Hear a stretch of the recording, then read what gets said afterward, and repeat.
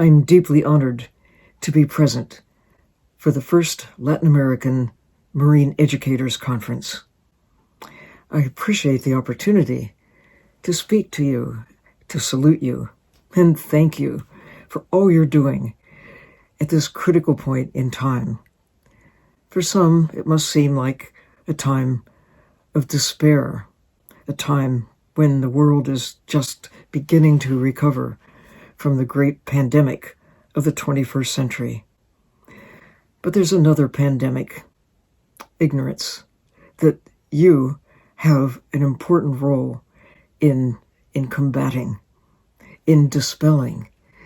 You have the superpower of knowledge and of conveying that knowledge to those around you, especially to the children coming along who they're not born with the knowledge. They don't know things automatically.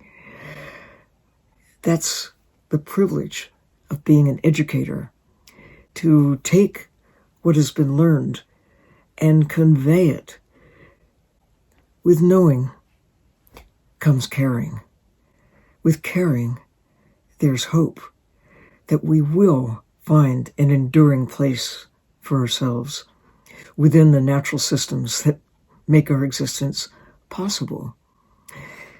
You can know and not care, but you can't care if you don't know.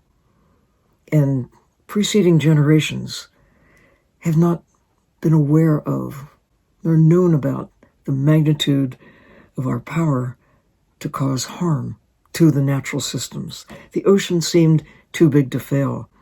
The ocean seemed like the right place to put things that we don't want on the land, to dispose of garbage, of wastes, of toxins.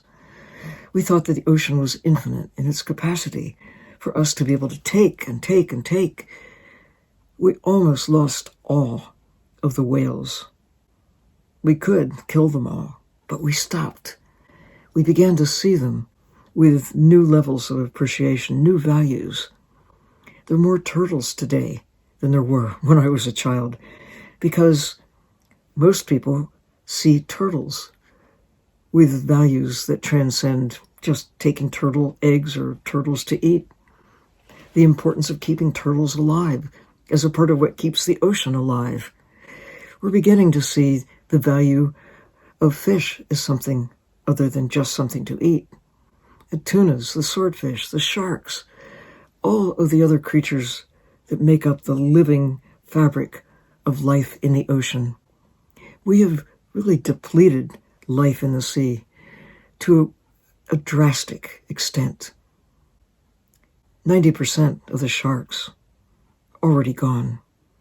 90% of many of the big fish that we take to market, tunas, swordfish, many of the other creatures that are in our markets even now, although their numbers have greatly declined. Coral reefs, only about half remain.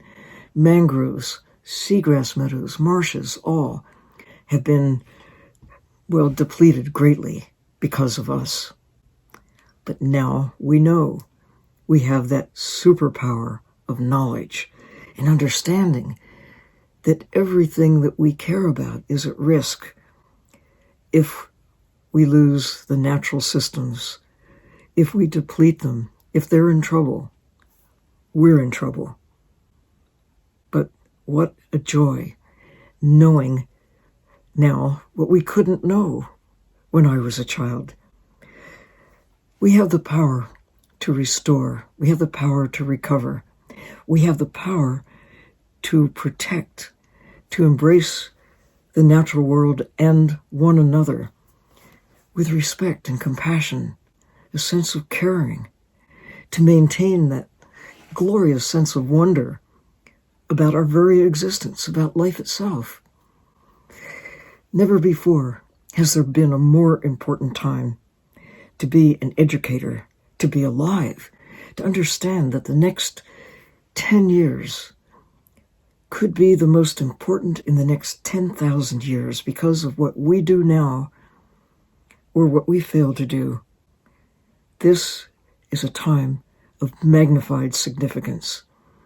And what a pleasure for me to be here with you and to salute you for using your superpower of knowing, your superpower of caring, and your will to take that knowledge and take that passion, that compassion, to take this time that we have all been experiencing of decline, planetary decline, social decline, health, the many things that we value, and turning it around. That's the power of educating. That's the power of knowing. Bravo, bravo all of you for doing what you're doing to make the world a better place.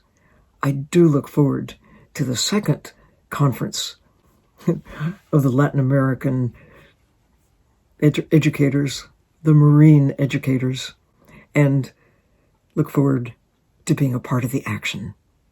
Thank you.